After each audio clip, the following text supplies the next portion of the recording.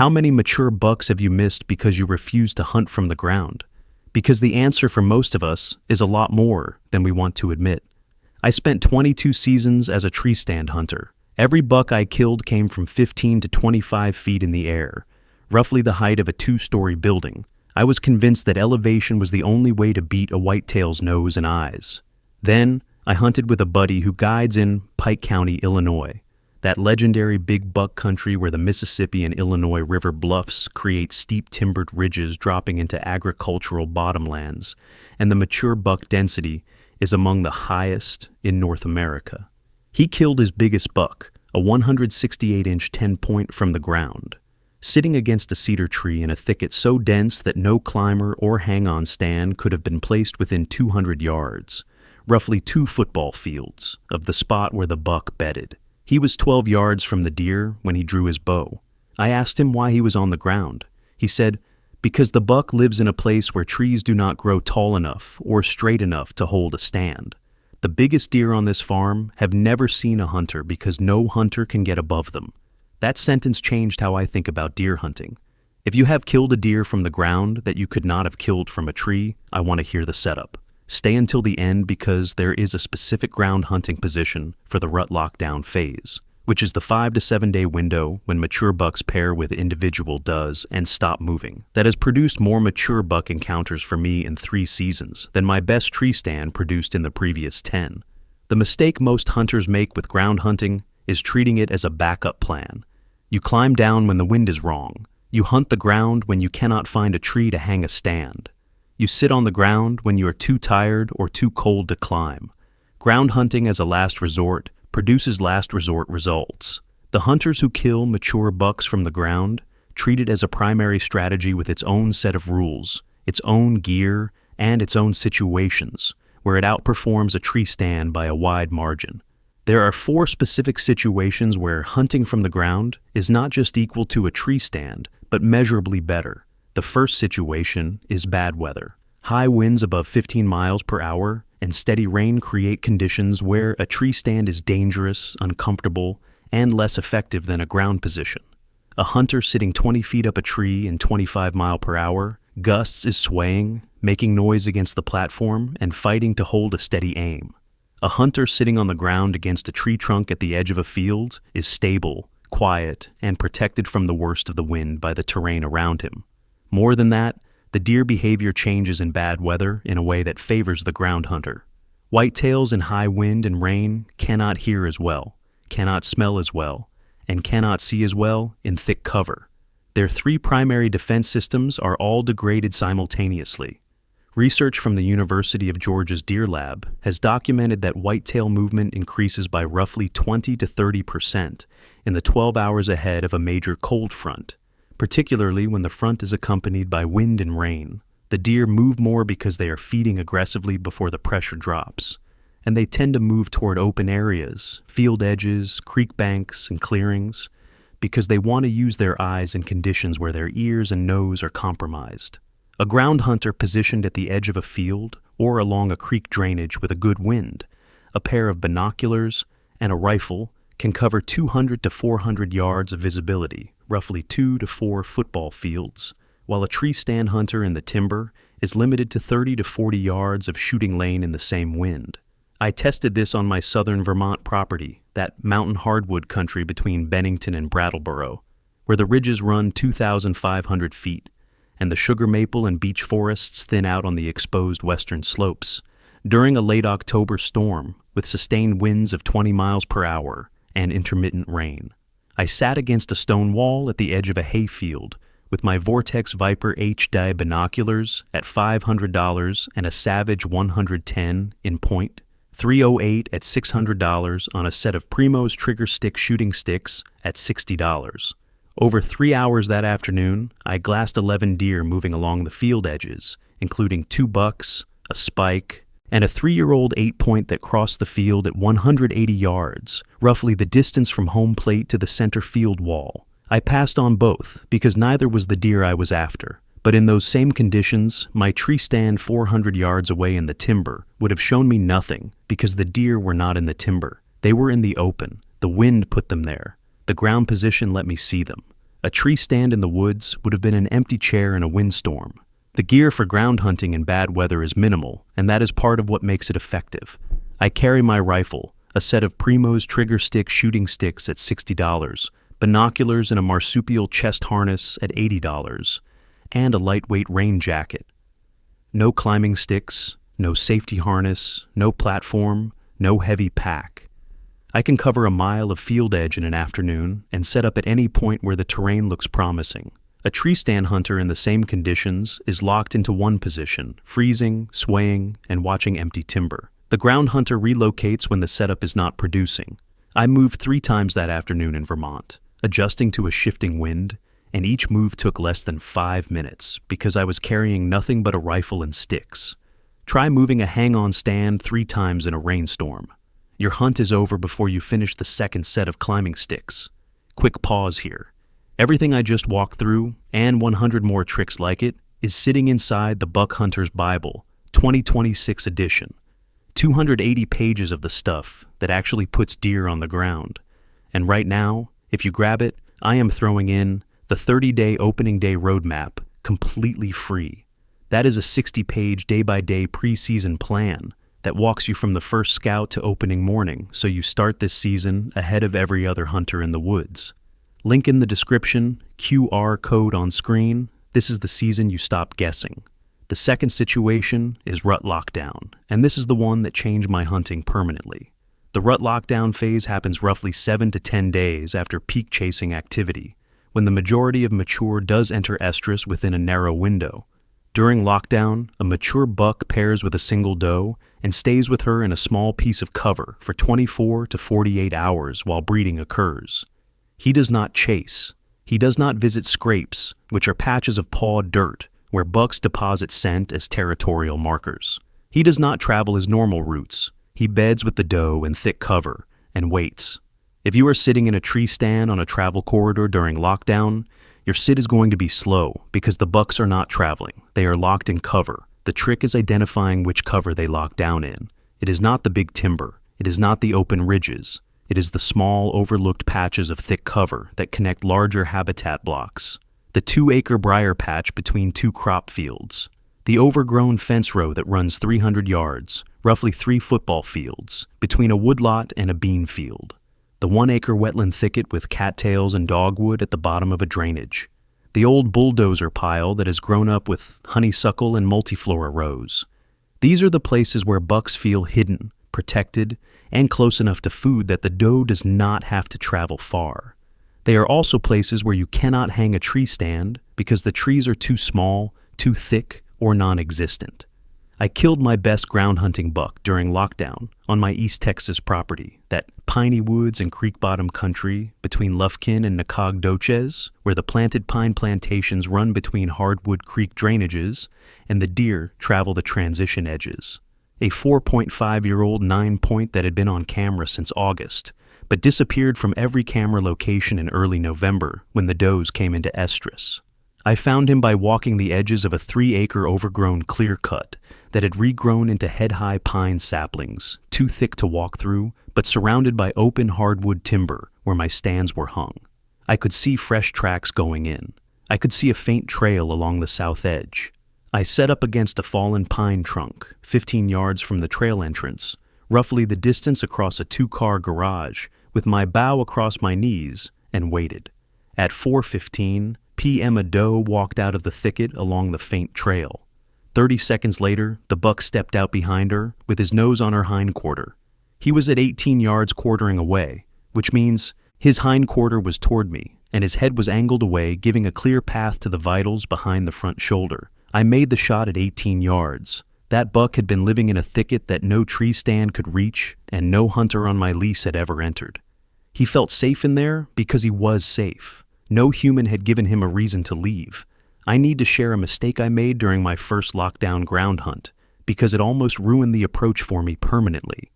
I set up too close to the thicket entrance, roughly 8 yards from the trail, about the length of a full-size pickup truck. When the doe came out, she was moving fast and caught my scent at 8 yards before I could draw.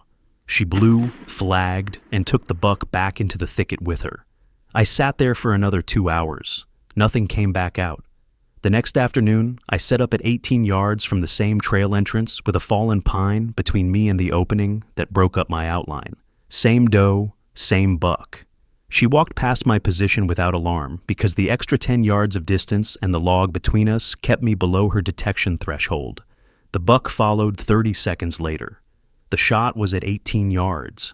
I learned that 8 yards on the ground is too close because you are at the deer's eye level and your movement profile at that distance is impossible to hide during a draw. 18 to 22 yards, roughly the distance across a large living room to the distance across a tennis court, is the sweet spot for ground ambush setups on thicket edges. Close enough for a confident bow shot. Far enough that the deer does not pick up your outline or your draw movement. Look, I am going to be straight with you. Everything I am walking through in this video is just a small piece of what is inside the Buck Hunter's Bible, 2026 edition, 280 pages, 101 field-tested tricks. And right now, you also get the 30-day opening day roadmap, free with it, a 60-page day-by-day plan that gets you ready before the season even starts. I do not know how long that bonus stays in the deal, but if you have been watching these videos and thinking, this could be my season, that is the move. Link in the description below, QR code on screen. Make this the year. The third situation is open country where there are no trees suitable for a stand. This applies to the western half of the Whitetail Range, CRP fields, prairie grasslands, and agricultural areas where the timber is limited to narrow creek bottoms. A spot and stalk approach with binoculars and shooting sticks covers more ground and puts you in position on deer that a fixed stand location could never reach. The key to spot and stalk ground hunting is that you do far more standing and glassing than walking. A common mistake, one I made for years, is covering too much ground too fast. I would walk 200 yards, stop and glass for 2 minutes, then walk another 200. I was walking through deer I never saw because I was not standing still long enough for them to move and reveal themselves. My buddy who guides in the sandhills of western Nebraska, that rolling grass and choppy dune country where the cottonwood draws cut through open prairie and the whitetails bed in the finger ridges between the dunes, taught me to walk 50 yards, then glass for 15 minutes. 50 yards, 15 minutes. The ratio feels wrong. You feel like you are not covering ground.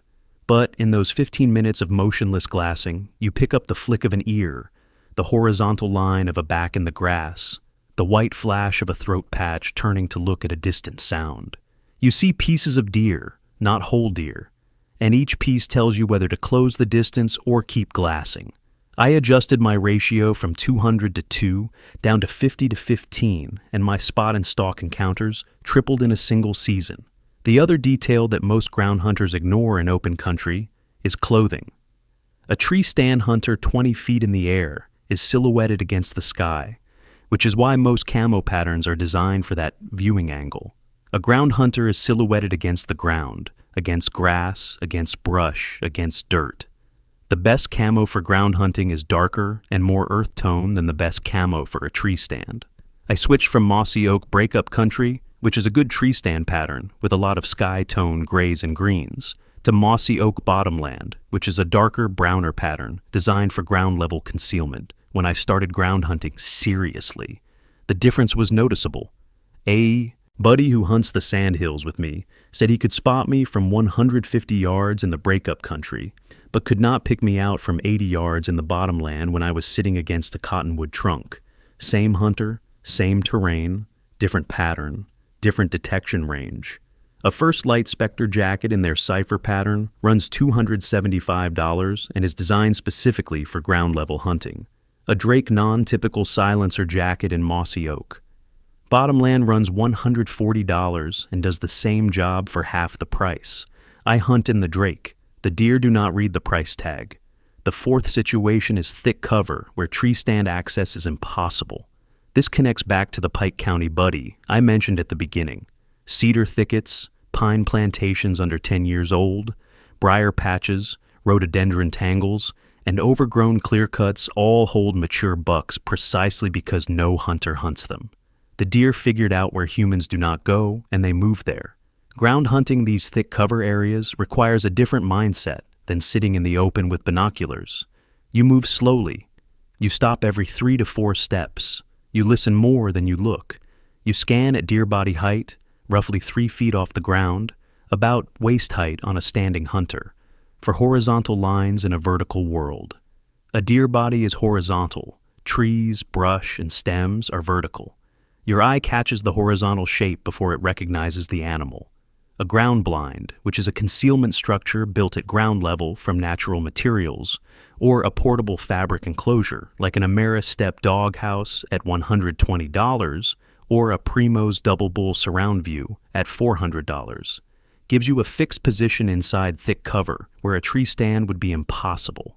The fabric blinds have the advantage of concealing your movement completely, but the disadvantage of needing to be placed 2 to 3 weeks before hunting, so the deer accept the new structure.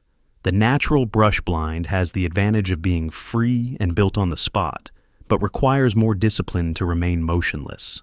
I prefer the natural blind. Cut branches, lean them against a tree trunk or blow down.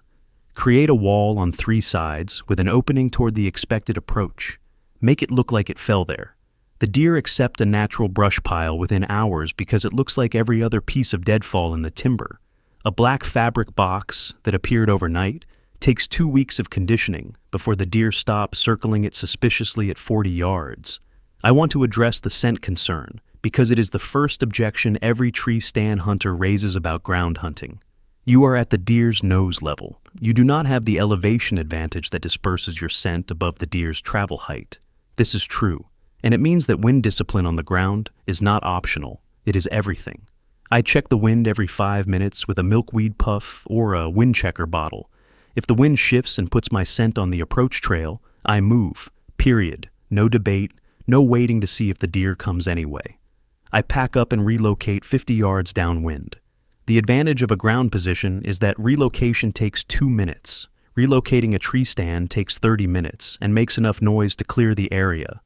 The ground hunter who checks his wind constantly and moves, when it shifts, kills more deer than the tree stand hunter who sits in a bad wind because he does not want to waste the climb.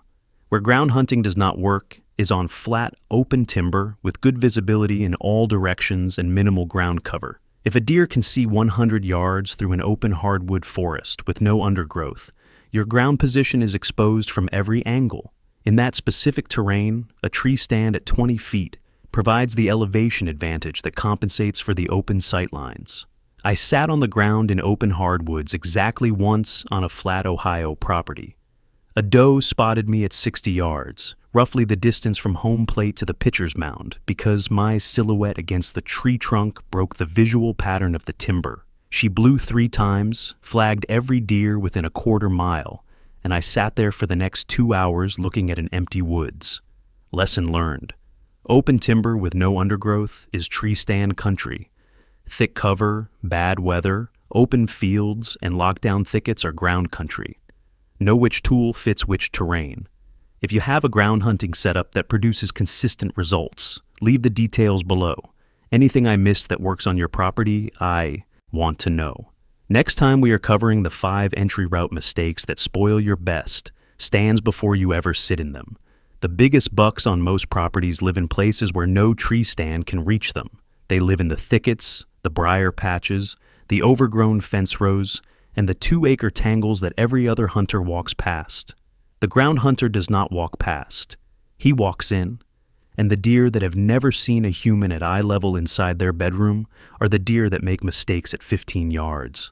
I want to leave you with a number from my notebook because it changed my perspective more than any single hunt. Over the last 3 seasons, I have split my hunting time roughly 60% tree stand and 40% ground. In that period, I have killed 4 bucks from tree stands and 3 from the ground. The ground kills include my biggest buck in that span, the East Texas 9-point. The tree stand kills include 2 bucks that I could have killed from the ground if I had been willing to sit at the base of the same trees I was perched in. The ground is not a lesser method. It is a different method that accesses different deer in different terrain under different conditions. A hunter who only hunts from trees is leaving roughly 30 to 40% of the huntable terrain on his property untouched because that terrain does not support a stand. The deer in that terrain know it. They live there for that reason. If you want to reach them, you have to meet them at eye level. The tree is not going anywhere. Your stands will be there when the terrain calls for them. But this season, pick one sit where you would normally climb and hunt it from the ground instead. Sit against the base of the same tree you were going to hang in. See what the woods look like at 5 feet instead of 20. The deer see it from that angle every day of their lives. Maybe it is time you did too.